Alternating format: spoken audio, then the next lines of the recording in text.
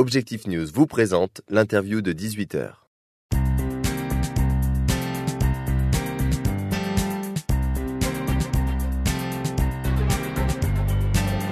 Bonsoir et bienvenue sur objectifnews.tv pour le rendez-vous de l'économie en Midi-Pyrénées. Ce soir, nous recevons Edgar Antoine. Bonsoir. Bonsoir. Vous êtes président de la société Navocap, située à Merville, près de Toulouse. Et vous êtes dans le domaine des systèmes embarqués. Rappelez-nous en quelques mots votre activité. Pour faire simple, on fait des calculateurs qui sont embarqués, qui intègrent du GPS, de la radio. Donc sur plusieurs marchés. Le premier marché, c'est le transport public. Donc ça sert à déterminer dans combien de temps va arriver votre bus si vous prenez le bus. Deuxième segment de marché, c'est les militaires. Donc là, c'est pour les gens qui sont actuellement au Mali, qui font des missions de reconnaissance, pénétration, shooter opérationnel. Quels sont vos principaux clients ?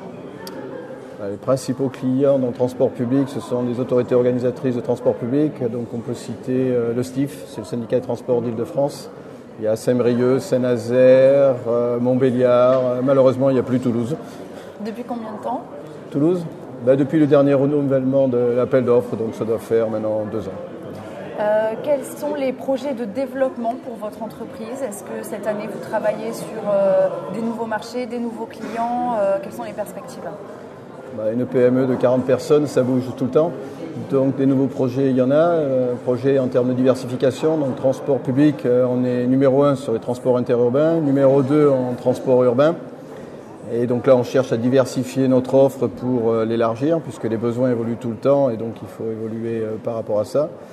On est en train de travailler, de mettre sur le marché un équipement qui sert à une espèce de tom-tom, si vous voulez, pour les aveugles, qui permet à des gens de se déplacer en ville avec des informations qui sont vraiment fiables, ce qui n'est pas le cas de tous les autres appareils, y compris les smartphones.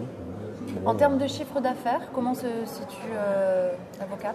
Navocap a une croissance régulière de l'ordre de 10 à 15% par an. Donc là, on fait, je crois, plus 15% cette année. On espère qu'on va atteindre, on va faire plus de 4 millions, plus de 4 millions 3 cette année. Je pense qu'on atteindra les 6 millions d'ici 2 ans. Donc, vos principaux clients sont dans le secteur public, sont des acteurs publics, d'où l'importance pour vous, je suppose, de la commande publique. Est-ce que vous avez subi ces derniers temps la baisse de la commande publique ? Alors oui, nous on ne vit quasiment que de la commande publique, puisque c'est des autorités organisatrices qui sont responsables des transports publics.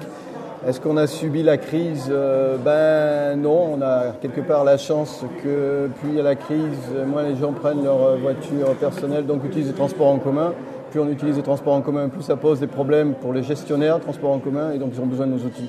Donc nous, on passe un peu au travers, pour l'instant, je croise les doigts, au travers de la crise. Nous sommes aujourd'hui au forum de l'industrie de la CCI et vous êtes intervenu sur la table ronde sur le thème de la mobilité et des transports.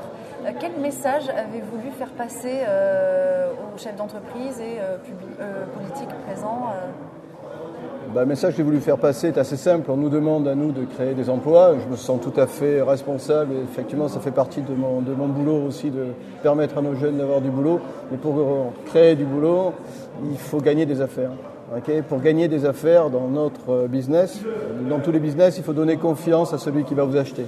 D'accord ? Pour donner confiance, il y a une règle assez bête qui dit qu'il faut au moins rencontrer personne au moins 2 fois pour commencer à créer un lien de confiance. Mais rencontrer quelqu'un qui se trouve au fond de la France ou pire à l'export, c'est quand même extrêmement compliqué pour une entreprise comme Navocap de 40 personnes. Donc ce que j'ai demandé, c'est est-ce qu'on ne pourrait pas créer une structure qui permettrait de faire du lobbying et qui nous permettrait pas de faire notre travail, pas de vendre, mais simplement de nous ouvrir les portes, de servir d'intermédiaire. Je pense que c'était le message essentiel. Pour un industriel, à quoi sert un forum de l'industrie comme celui qui est organisé aujourd'hui ? Peut-être c'est de recentrer certains débats. Il y a plein d'initiatives très intéressantes qui sont prises pour nous, parce qu'aujourd'hui, effectivement, tout le monde s'intéresse au devenir des PME, mais peut-être pas toujours avec notre vision à nous du terrain.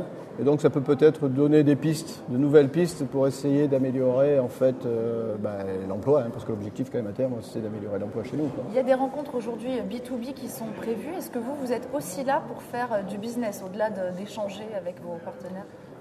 Non, pas vraiment, puisque mon business c'est des autorités organisatrices, donc les rencontres je dois les faire avec les décideurs ou les assistants à maîtrise d'ouvrage. On les rencontre rarement dans ce genre de manifestation. Donc là, c'est vraiment pour faire des rencontres. Non, je suis venu essentiellement parce qu'on m'a demandé si j'avais des idées pour essayer d'améliorer effectivement le sort des PME. Le sort des PME dans le sens où est-ce qu'on peut gagner des affaires. Donc je suis venu porter cette fameuse idée sur le lobbying. C'est un mot qui est tabou, que je trouve dommage, parce que c'est pas forcément tabou que de vouloir donner confiance à la personne que vous avez en face pour essayer de lui vendre une solution qui a priori c'est pas une arnaque, quoi, hein. Je veux dire, c'est une bonne solution. Merci Edgar Antoine d'avoir été mon invité ce soir. Ok, merci.